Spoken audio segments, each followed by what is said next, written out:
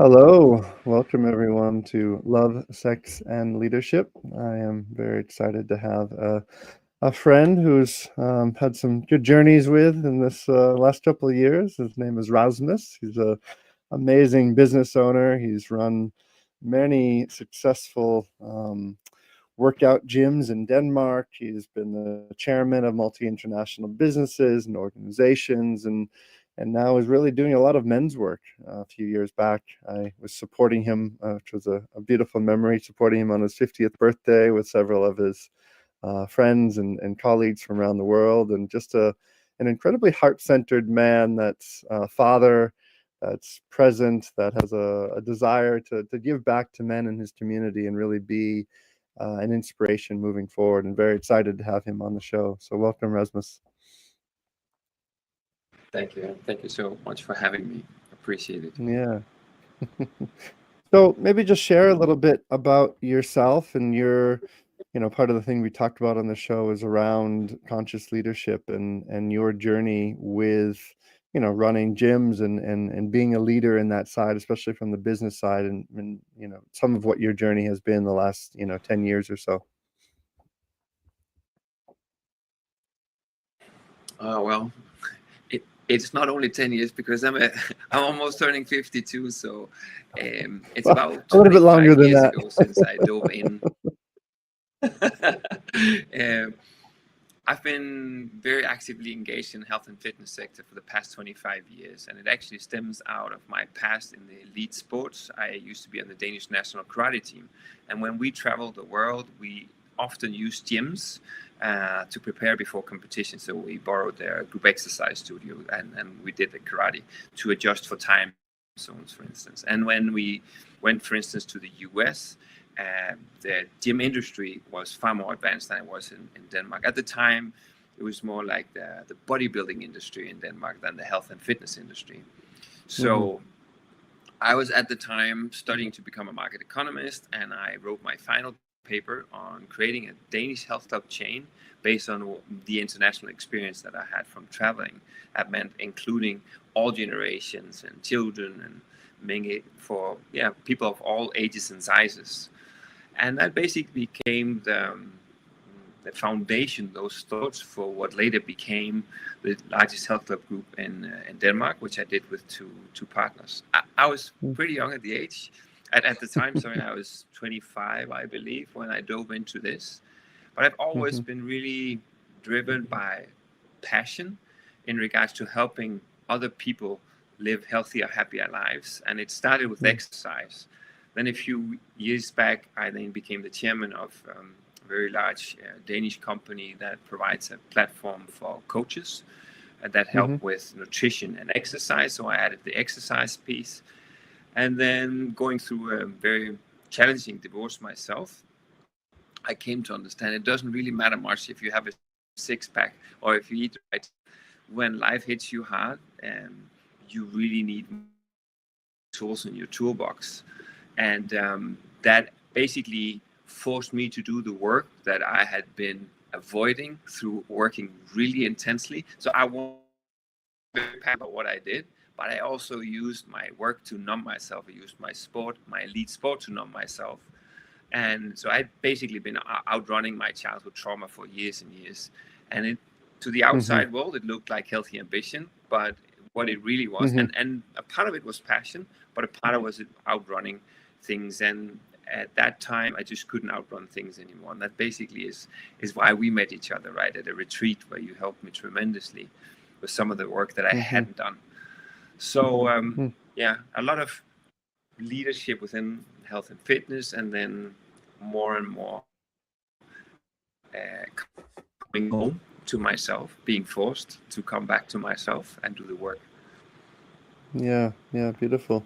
Yeah, I'd love to kind of unpack more of, a lot of men in this field as CEOs and running businesses, and, go through the journey of divorce and kind of building up something and having kids and having wife, and then recognizing it in some ways it crumbles. I'd love to hear kind of maybe a few of the moments when you recognize the time when this life that you had built, that you had created with the woman you love, you realized that there was a fork in the road and something was shifting. Like, what were some of the inner dialoguing that was happening at that time to kind of recognize that a change was necessary?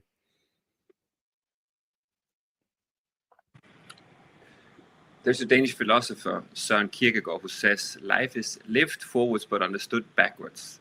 And there's so many things I understand now, but I didn't really understand as I was living it. Basically, as I built all these successful businesses, I crashed all my relationships during it. And for me, I just remember the feeling of, oh, I'm in a relationship, but I still feel empty inside. There must be something wrong with my partner. So I changed partner, and I changed partner, and the feeling stuck with me. And obviously, also because I had to work so much to outrun my own trauma, I couldn't be fully present in the relationship. And obviously, the relationship didn't really have the foundation to flourish. Those are things that I see clearly now. But I believe I was so blinded by building. And I also gave myself the excuse, more or less, well, I'm the provider. So I have to create this because you want me to pay the bills and you want me to do this and that. So you need to give me space to do all this, basically. Don't get in my way while I'm outrunning my demons, please.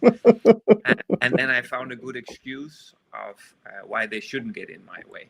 And I also, not only for them, but also for myself, that I think these things are complex, right? Because the fact is, I lost my mother when I was 16. She got very ill with cancer when I was 15.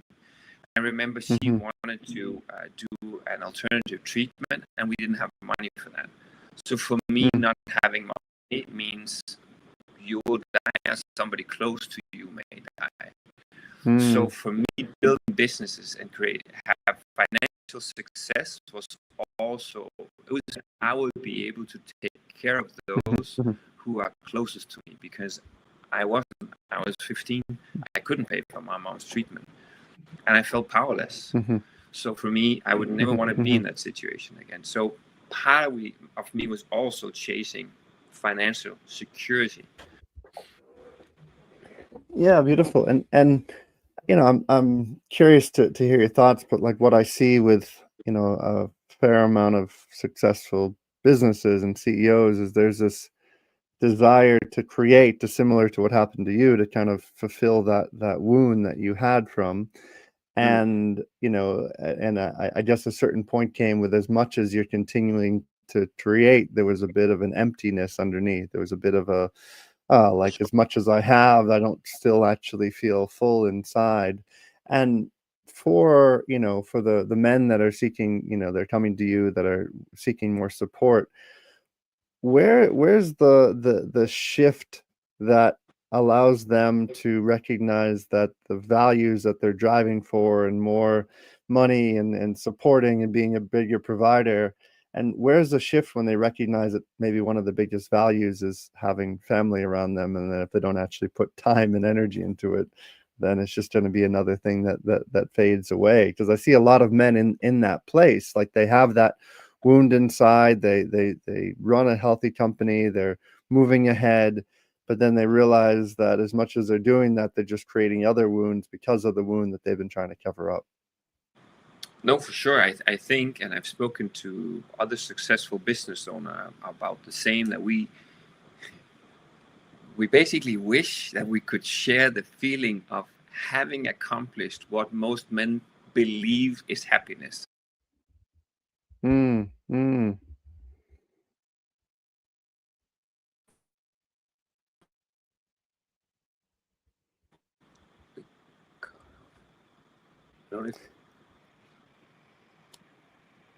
We had a So that slight cut off, most but I men believe believe, we're back. yeah, most men believe that Yeah, happiness is no, all of that accomplishment, but it's actually not. no, that, you know, I had a boat in the harbor. I had my Aston Martin in the garage and a Harley and, you know, more cars. And I lived in this big, beautiful house overseeing the ocean. I had millions in the bank.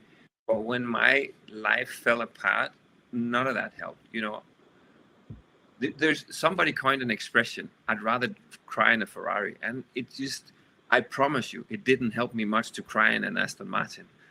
It was horrible. The only thing, but you know, the thing about money is, if I think about it, it gave me the freedom to do a tantra retreat, for instance, that we did together. I could take the time and I could spend the money, and I could take me to Costa Rica more times to do ayahuasca retreats as well. I hired the best private trainer. I could hire you to come celebrate my birthday and facilitate for other men to open up their world. So for sure, finances gives you opportunities and freedom, and more than anything, I remember my girlfriend said to me, "You're the richest person I know, not because I am financially the richest, but because I can spend so much time with my children."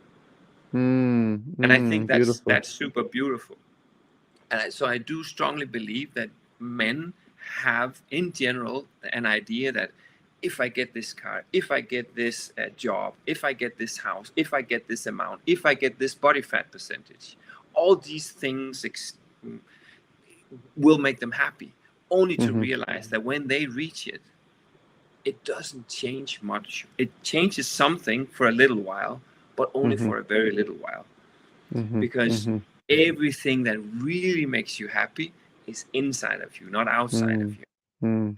So, and I think there was a palliative nurse, Bonnie Rare, who wrote this book, 5 Regrets of the Dying, and none of it has to do with anything financial or physical. It's all about your relationships. And actually, the longest study ever conducted on longevity and happiness, a Harvard study that is going on the 85th year, something like that, proves very clearly that it's the quality of your relationship that is the number one determining factor for your lifespan and your happiness. So but what we men chase this illusion, oh, we have to have the money, then we will get this and that and we'll be so happy. But we're chasing an illusion. Yeah, I remember for myself when I after I finished at the Maritime Academy, I went in to take a very high-paying job in New York City working for a maritime brokerage firm, and I went in, I did the interview.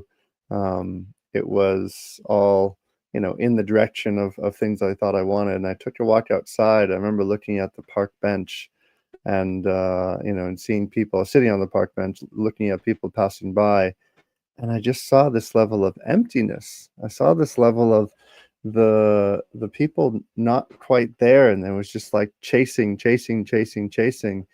and something shifted with me in that time. I was 23 at the time, and it was just this place of recognizing and appreciating that I wanted more than just chasing and wanting money. I mean, I'm successful now. I have 3 beautiful properties and a great successful coaching business, but that was a shift for me that kind of opened up a whole new arena of work, of coaching, of expanding. And a few years later I ended up doing my master's in psychology.